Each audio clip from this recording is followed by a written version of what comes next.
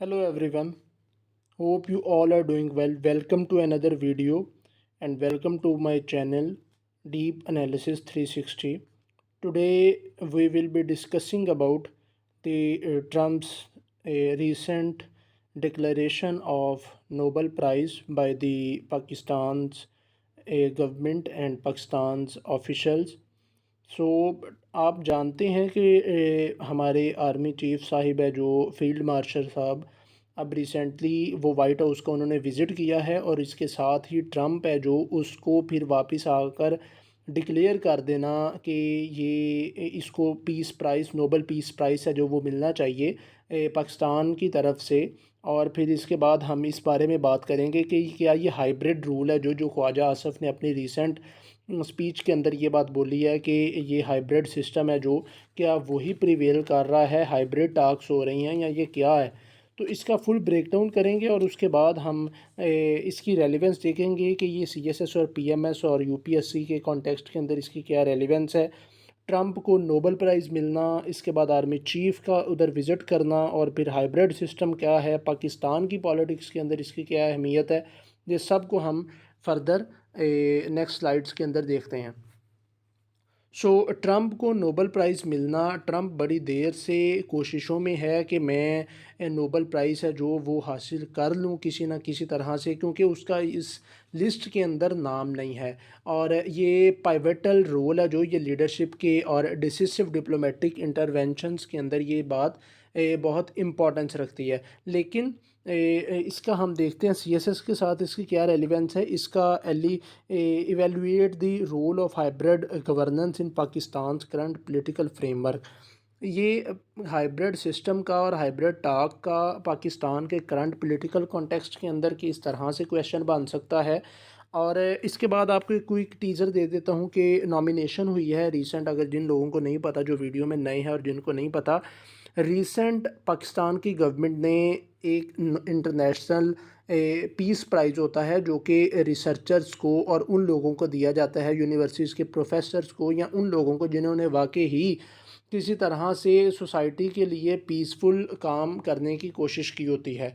तो इसके ऊपर नॉमिनेट किया पाकिस्तान की गवर्नमेंट ने, और according to the website of Nobel peace prize वो कोई भी गवर्नमेंट है जो या कोई भी इंस्टीट्यूशन रिस्पेक्टिवली किसी इंसान को नॉमिनेट नहीं कर सकता। तो इसके ऊपर बैकलैश पब्लिक की तरफ से काफ़ी ज़्यादा आया है। हमारे पॉलिटिको हैं जो स्पेशली मौलाना फजलुर रहमान साहब, उन्होंने ये बात बोली है कि पाकिस्तान अपनी इस डिक्लेरेशन को वापस ले। और हाइब्रिड सिस्टम क्या है, हाइब्रिड टाक ख्वाजा आसफ़ की एक रीसेंट उन्होंने 2-3 दिन पहले एक टाक के अंदर उन्होंने ये बात बोली है। लेकिन हाइब्रिड सिस्टम का और हाइब्रिड टाक का वर्ड उन्होंने यूज़ किया, ये आगे चलकर हम आपको बताएंगे कि इसका क्या मतलब है। और उसके बाद चीफ़ ऑफ आर्मी स्टाफ ने विज़िट किया है और उसी के कॉन्टेक्स्ट में ये हाइब्रिड टाक का वर्ड है जो वो किया है। चीफ़ ऑफ आर्मी स्टाफ यानी कि field marshal general Asim Munir साहब गए हैं अमेरिका के अंदर, और उन्होंने जाकर वहाँ पर उनका ट्रंप ने लंच का अरेंज किया और 4 दिन का उनका टूर था। तो उसको काफ़ी ओवल रूम के अंदर भी उन्होंने बिठाया गया है। और इसके अलावा एक और भी बहुत प्रेस्टिजियस प्लेस है वाइट हाउस की, जिधर जहाँ पर उनके साथ मीटिंग है जो वो की गई है।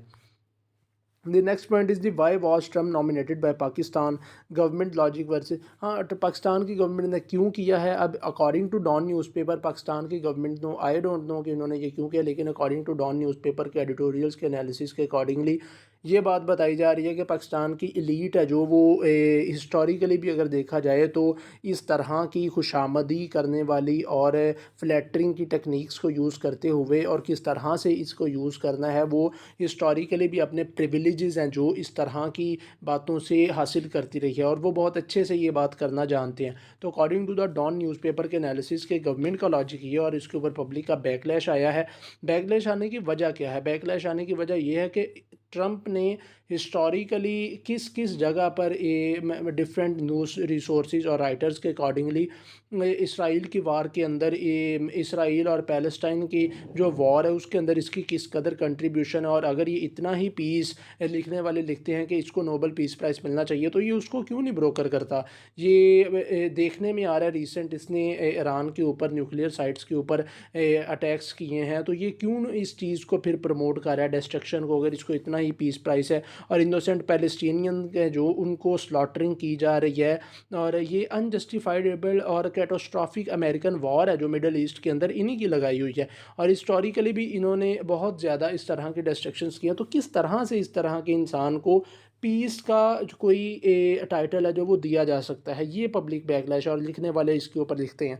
और सिंबोलिज्म और फॉरेन पॉलिसी मिसफायर, मतलब ये चीज़ फॉरेन पॉलिसी की कॉन्टेक्स्ट के अंदर भी एक सिंबल रखती होती है। बिकॉज फॉरेन पॉलिसी के कॉन्टेक्स्ट के अंदर फॉरेन पॉलिसी के कॉन्टेक्स्ट के अंदर ये चीज़ इस तरह से इम्पोर्टेंस रखती है कि हिस्ट्री के अंदर ये चीज़ है जो एज अ सिंबल यूज़ की जाती है कि फ़लाँ इंसान था, इसको ग्लोबली ये पीस प्राइस है जो वो दिया गया है। और इसके ऊपर अपोजिंग रिएक्शंस आए हैं, जिस तरह मैंने पहले भी बताया। JUIF के मौलाना फजलुर रहमान साहब और अदर पार्टीज़ ने स्लैम किया है इस नॉमिनेशन को। और उन्होंने ये बात बोली है कि ये बंदा कश्मीर का दुश्मन है और ये किस तरह से नोबल प्राइज़ दे सकता है according to the Dawn newspaper. तो कश्मीर का कॉन्टेक्स्ट इसके अंदर ये है कि हिस्टोरिकली मल्टीपल ओकेजन्स के ऊपर कश्मीर को कई इशू पाकिस्तान और इंडिया के दरमियान सॉल्व करने की कोशिशें की गई हैं। लेकिन इंडिया का अमेरिका के साथ काफ़ी अच्छा टिल्ट है, लेकिन इसके बावजूद भी इंडिया और अमेरिका इस बात को शायद चाहते ही नहीं हैं कि ये मसला है जो वो हल हो।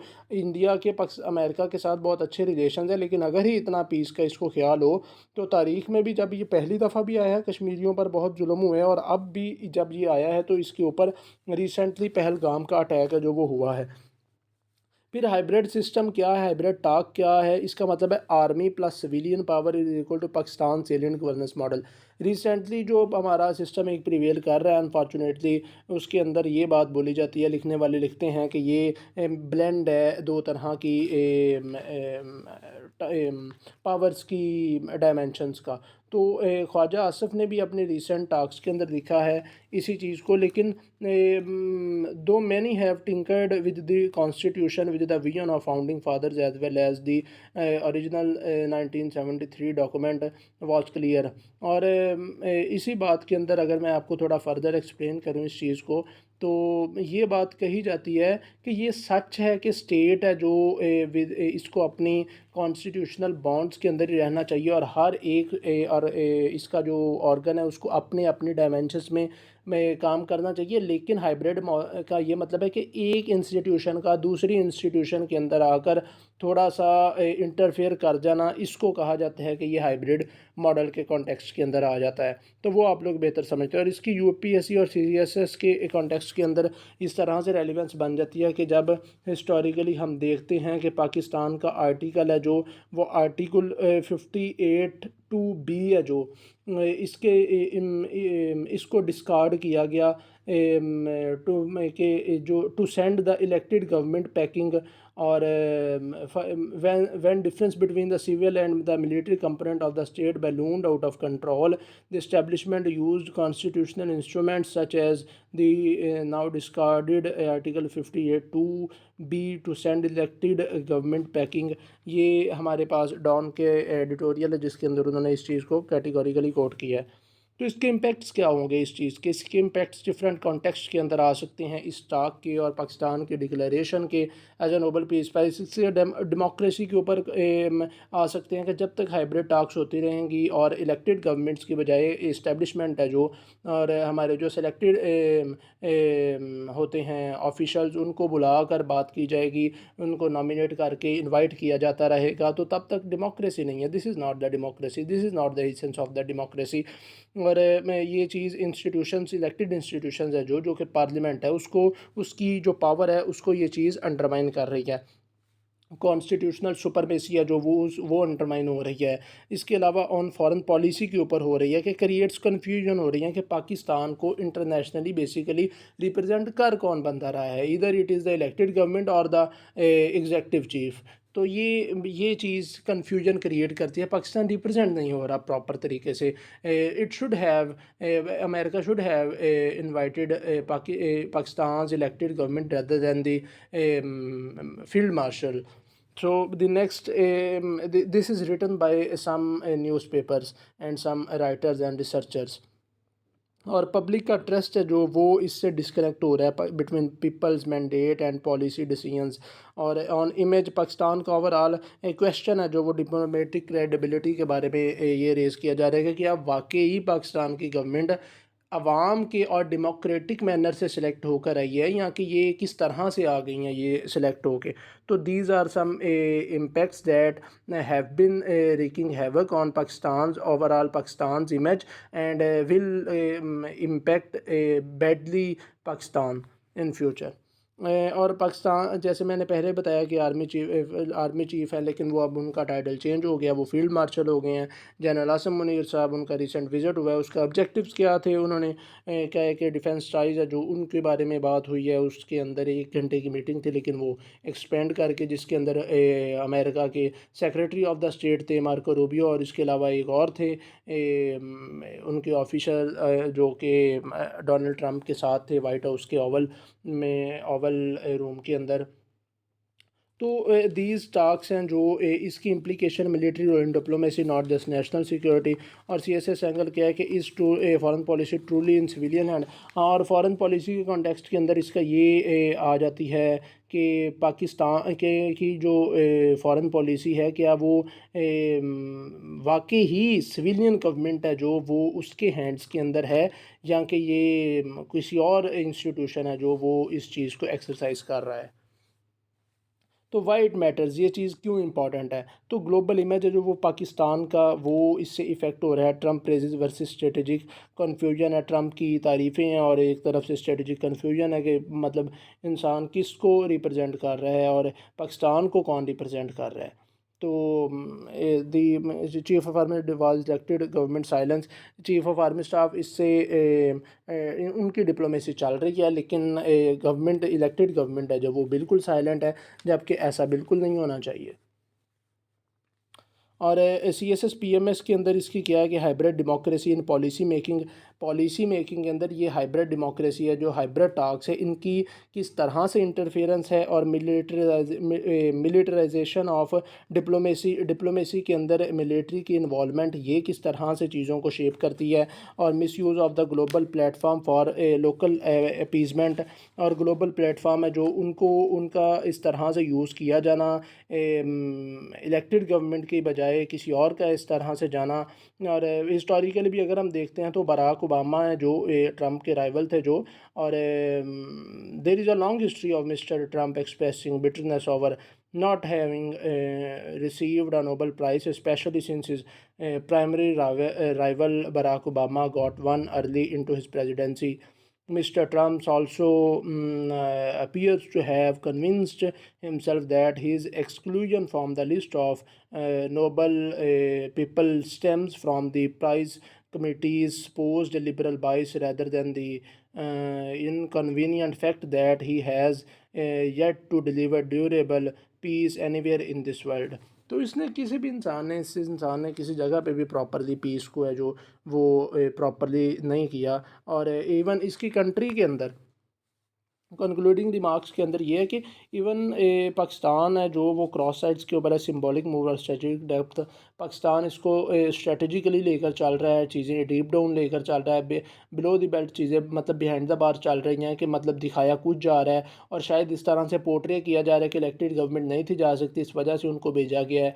तो ये क्या चीज़ें, ये सिंबलाइजेशन है किसी चीज़ की, या कि वाकई कोई स्ट्रेटेजी किसी में हिकमत अमली है, इसके ऊपर क्वेश्चन राइज होते हैं। और सिविल मिलिट्री डायनामिक्स के अंदर हैं जो वो चीज़ें हैं जो स्टूडेंट्स को देख कर अगर इस तरह का क्वेश्चन आता है तो फिर उसको अटैम्प्ट करना चाहिए। लेकिन कंक्लूडिंग रिमार्क्स इसके ये हैं कि हिस्टोरिकली अगर देखा जाए तो ट्रंप के according to the Dawn editorial कि ट्रंप के कभी एक इंसान कहता है कि मुझे ईरान के साथ नहीं वॉर करनी, एट द सेम टाइम इसका न्यूक्लियर साइट्स पर अटैक करना और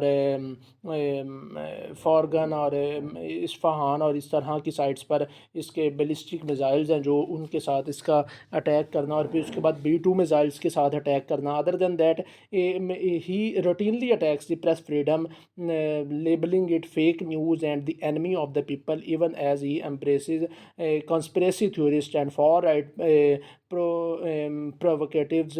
Abroad, his rhetoric towards weak nations, he has been offensive and demeaning, such as he quote authoritarian leader with open admiration. तो ये अपनी ही कंट्री के अंदर इसके लोग हैं जो इसकी पॉलिसीज़ से और इसके कट से नहीं एग्री करते, और मल्टीपल ओकेजन्स के ऊपर इसने डिसेसिव डिप्लोमेटिक इंटरवेंशंस की है। और रिसेंट हम देखते हैं कि इसका स्टूडेंट्स के ऊपर इवन बैन लगाना और उनको डिपोर्ट करना, इवन जो कि लीगली गए हुए हैं वहाँ पर, जिनका राइट था, और वहाँ पर जो डेमोन्स्ट्रेटर्स हैं उनके ऊपर मिलिट्री शो करना, जो कि हिस्ट्री के अंदर इस तरह से कभी नहीं किसी ने किया।